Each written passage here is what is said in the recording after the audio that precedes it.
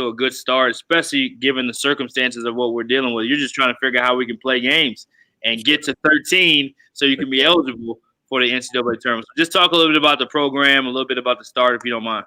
Yeah, man. I mean, it's always amazing just to be able to play games during this time. Like you said, there's so many games being canceled, so many teams wanting the opportunity. As I was listening to Coach Montgomery, these guys aren't playing. I was in the Ivy League. I know how it is to not have basketball, but still have to deal with the rigor of the academics. It can be challenging. So for us to be playing, I mean, we're grateful in that by itself to be 4-0. Like you said, the competition, win is a win. Our guys are coming together without having your exhibition, without having the scrimmages. We needed more to kind of get us prepared. So to be 4-0 is great. Our guys are having fun. Coaching staff, we're enjoying this. So we're just grateful to be where we are. Yeah, Coach, thanks for hopping on. I wanted to ask you a little bit about, scheduling in this time. And I noticed that you guys have a couple of home and home series in the non-conference with Incarnate Word and with Houston Baptist. I'm just kind of curious how that came to be and, how much that will prepare you for, the conference season when you're going to be doing the back-to-backs in league play. Absolutely. I think, my head coach, he's always kind of a visionary and trying to prepare the team for what's coming ahead. I know last year, playing in the Bahamas, we played in back-to-back games, multiple games to kind of get us prepared for what was coming later in the season.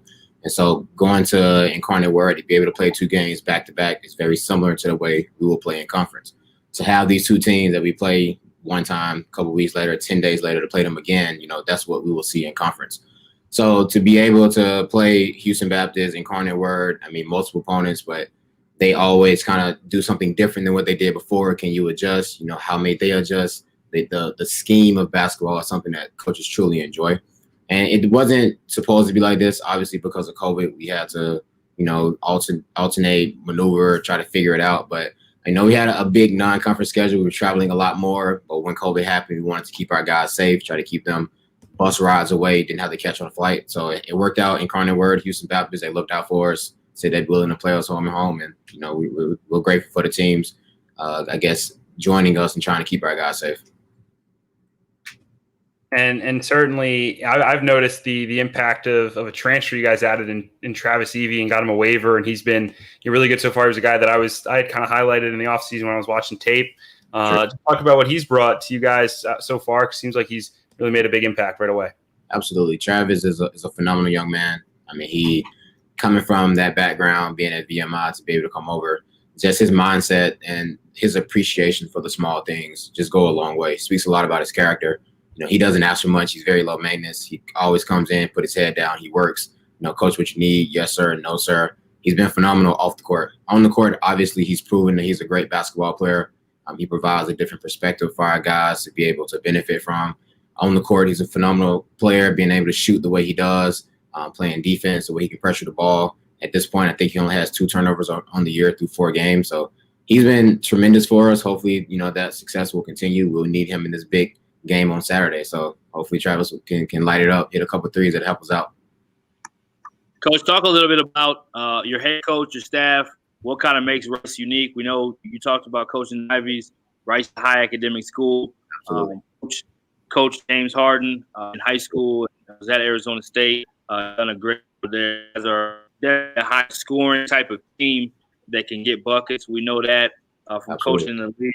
I was at UTEP and we coached against you guys, and Coach Parra does just such a great job offensively, putting pressure on you, scouting wise, and how you play. So just talk a little bit about Rice basketball a little bit, and then after that, if you don't mind, tell us a little bit about your career and how you ended up where you are. For sure, man. I think our staff is very unique in that we always build this family atmosphere. You hear every program say that's the culture. We're a family. But to be able to see the guys that come back and work for Coach Parra, myself, I played for him. He was the associate head coach at Rice. When he got the head coaching job, gave me an opportunity to come back. I came back.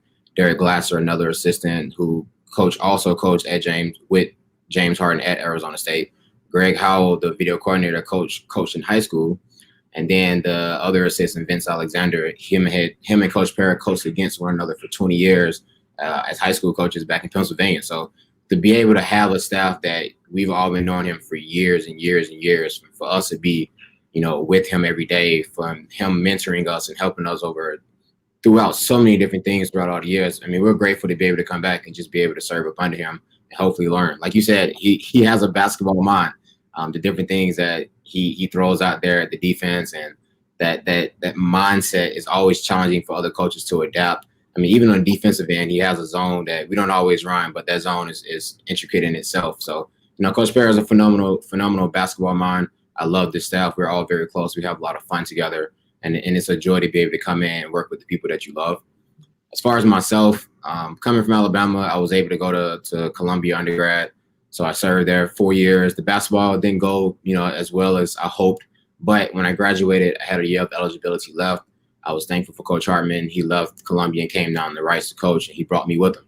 And so I was able to come down to Rice, serve as a graduate assistant after I finished playing, stepped away, and then ended up coming back as a video coordinator. Now it's my 3rd year as an assistant. So I'm grateful for the people at Rice University, the administration, to the coaching staff that gave me an opportunity. I'm loving it, and hopefully we can get some more games up under our belt, man.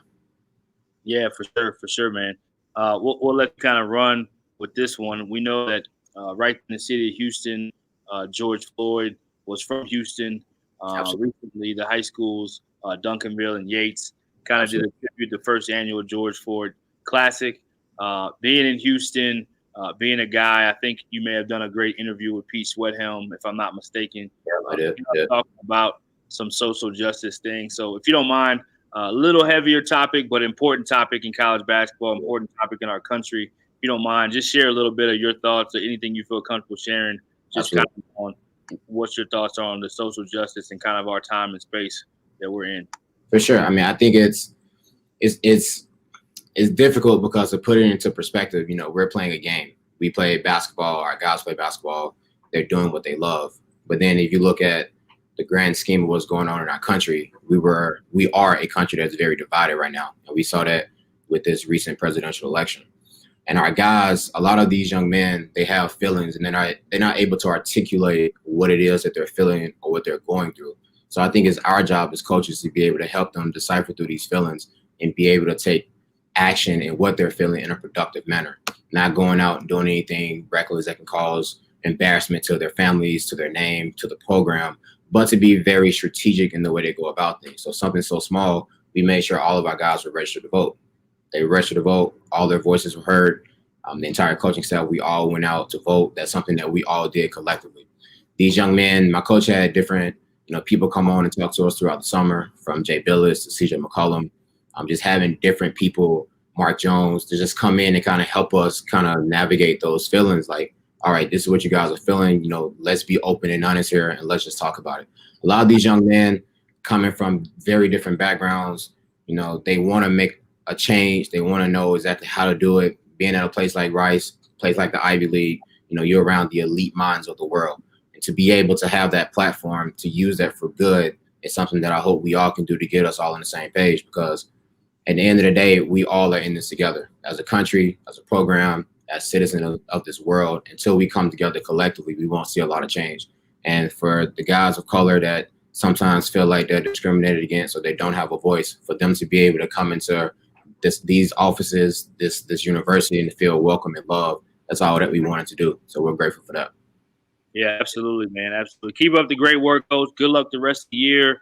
Appreciate it. Staying safe, man. Thanks so much for coming on. Tell Coach Perry we said hello.